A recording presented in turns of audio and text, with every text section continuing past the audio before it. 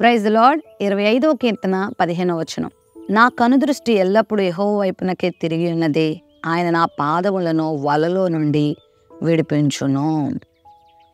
మనము ఈ లోకంలో అపవాది యొక్క భయంకరత్వం మధ్యలో బ్రతుకుతున్నాం. మనం ఈ భూమి మీద ఉన్నాం కదా, మనుషులము. అయితే బలత్కారముతో అపవాది లోకాన్ని నింపేశాడు. ఎవరిని మృంగుదురా అని వాడు వెతుకుతూ తిరుగుతున్నాడు.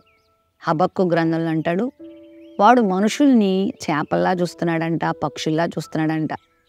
చేపలకేమో గాలం వేసి పట్టుకుంటారు, పక్షులకేమో ఊరులు ఒగ్గి మరి లేకపోతే వలలు వేసి పట్టుకుంటారు.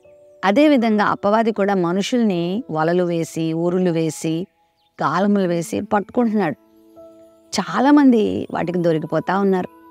మరి ఆయా రకాల శోధనల చేత, పాపముల చేత, వ్యసనముల చేత చాలామంది చిక్కుకుపోయి వారి జీవితాలు పాడు చేసుకుంటున్న వాళ్ళని మనం చూస్తున్నాం. అర్థాంతరంగా వారి జీవితాలు మూసిపోతున్నాయి. ఎంతో కాలం ఆనందించవలసిన వారి జీవితాలు, సృష్టికర్తకు మహిమ తీసుకురావలసిన వారి జీవితాలు పరిశుద్ధాత్మ చేత నింపబడి సర్వ ఆశీర్వాదాలను అనుభవించి నవ్యకాంతులమయమైన నిత్యరాజ్యాన్ని వారసత్వంగా పొందుకోవలసినటువంటి జీవితాలని వారు నష్టపరుచుకోవడానికి కారణం ఏంటంటే అపవాది వాళ్ళలో చిక్కుకుపోవడమే.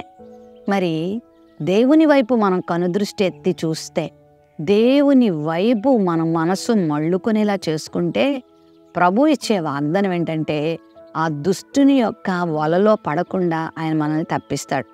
ఒకవేళ అపవాది మీద మనం కనుదృష్టి పెట్టి వాడి వెనకాల వెళ్తే ఎంత శ్రేష్టమైన జీవితం అయినా సరే దుర్భరమైపోక తప్పదు.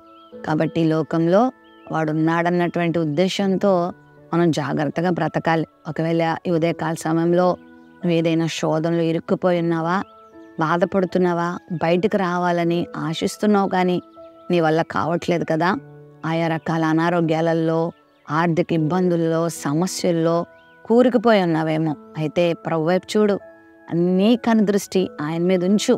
ఒక సన్ఫ్లవర్ ఏ విధంగా సన్ వైపే తన యొక్క ముఖమును పెట్టుకుంటుందో అలా నువ్వు కూడా ఎప్పుడు ప్రభు వైపు చూడు. ప్రభువా ప్రభువా అంటూ ప్రభువు మీద ఆనుకో, ప్రార్థన చేసుకో, ప్రభు చిత్తాన్ని నెరవేర్చడానికి ప్రయత్నం చేసుకో, ప్రభు కార్యాల కొరకు ఎదురు చూడు. దేవుడు గొప్ప కార్యాలు చేస్తాడు, దేవుడు ఆశ్చర్యకార్యాలు చేస్తాడు. నీవు వాడి వలలో పడకుండా ప్రతి క్షణం, ప్రతి దినం నేను దేవుడు కాపాడుతూ ఉంటాడు.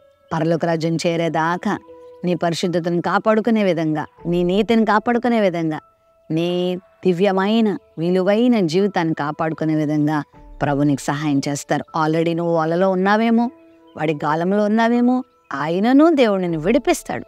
బాధపడకు, ప్రభువా నన్ను విడిపించవా అని అడిగితే వేటగాని ఊరిలో నుండి ఆయన నిన్ను విడిపించని వాగ్దానం చేశాడు కదా.